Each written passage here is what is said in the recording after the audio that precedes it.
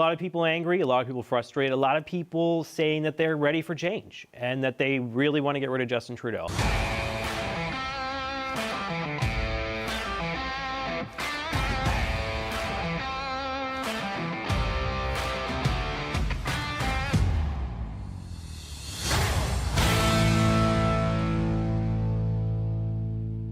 Welcome back to Northern Perspective, everyone.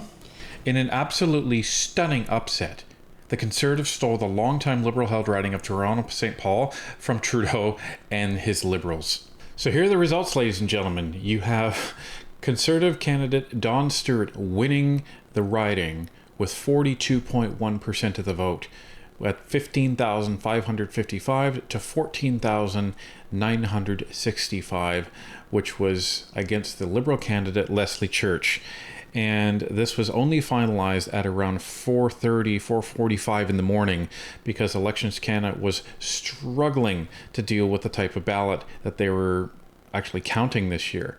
And this is because there was a record 84 people that put their name on the ballot, and the ballot was actually almost a meter long.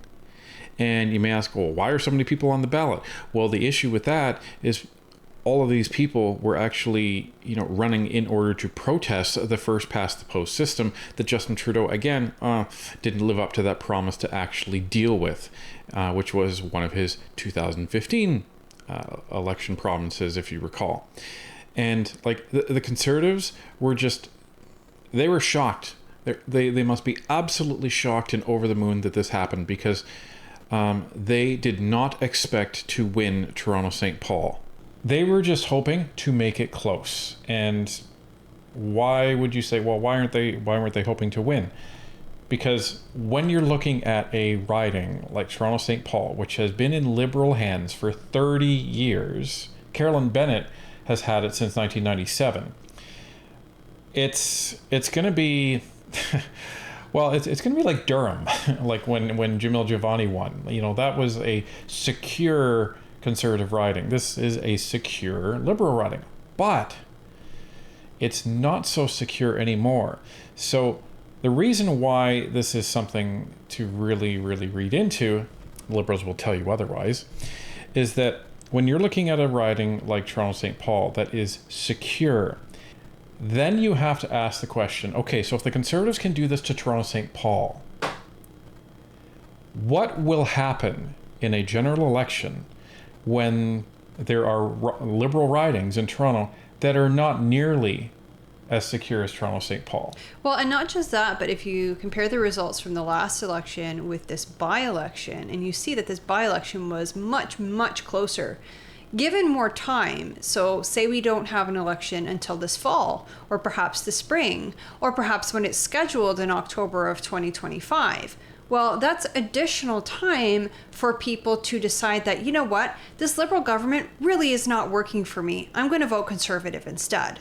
Well, and here's the other thing. So CBC, they've been asking questions for a little while in this riding as the election was nearing, and they couldn't find a single person in the riding that supported Justin Trudeau. What did you hear from voters when you were in St. Paul? I heard a lot of anger, a lot of frustration, Because you were there during the early voting too, right? We were the there. Advanced polling period. We were at the Motivating advanced people. poll. We were at 3 different spots over 3 different days in different parts of the riding to capture the different demographics in this riding, so we weren't just relying on one spot.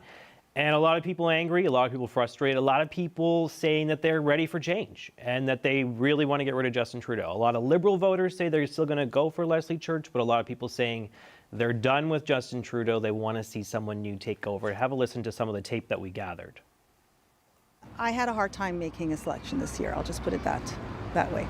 I'm not satisfied with the government right now, and I think we're in desperate need of a change. Are you tired of Justin Trudeau? Very. Why?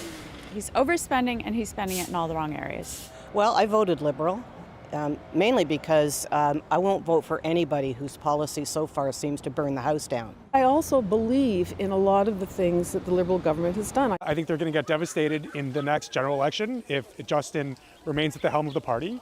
And I think that will be a shame for everybody that's on the left in this country. I don't consider myself a conservative person, so it's a bit problematic, but I feel like I have to count on him to change the direction. It's probably time for a change away from the Liberals to the Conservatives. So always been a swing voter, but this time going to be going for the Conservatives. Now this is a Liberal riding. So that really makes a huge statement to the Liberal Party that not one voter that they were actually able to stop had said, yeah, I really want Justin Trudeau to continue leading the Liberal Party. So when you have Liberal voters in a Liberal riding saying that they don't want the Liberal leader, Justin Trudeau, to lead the party, that's a big problem. And it is actually, it actually influences heavily how people were voting. Earlier, they actually were speaking to some people, and this was in our other video, at one of the advanced polls. And they were stopping people and asking them. And there was a bunch of Liberal voters saying, yeah, I love Leslie, but I'm not voting for her because of Justin Trudeau. And many of these previous Liberal voters in this riding are just choosing not to vote. Right.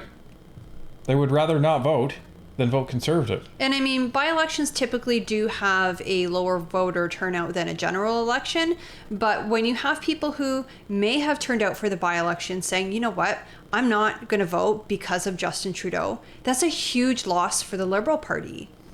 Right. And you could say it's not as bad as if they had flipped their vote, but it's still not great, right? No, and voter apathy is the death of democracy. And this is why it is so important that in order to maximize the Conservative vote, you have to get out there and vote. And especially in an election where the polls are favoring the Conservatives a lot. Sometimes what happens in those types of elections is people say, you know what? The rest of Canada has this. I'm going to stay home. Yeah, I don't need to go out and vote. There's, my riding is 40% Conservative. I don't need to vote. I can stay home or I can stay late at work. It doesn't matter. It absolutely matters. Your vote matters. Because what happens if just about everybody else in the riding thinks the same thing?